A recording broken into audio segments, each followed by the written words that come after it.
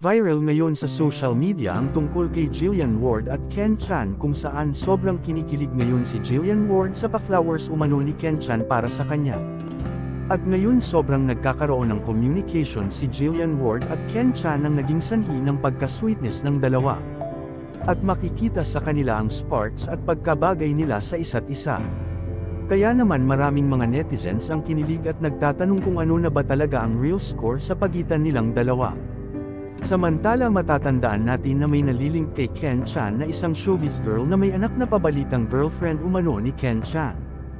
Ngunit isa din si Jillian Ward na napapabalita na bagong girlfriend umano ni Ken.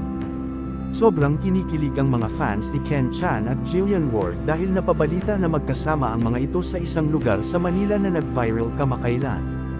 Madami pa din mga netizens ang nagtatanong kung totoo ba talaga na sila na, kung totoo man ang balita sobrang bagay daw sila sa isa't isa.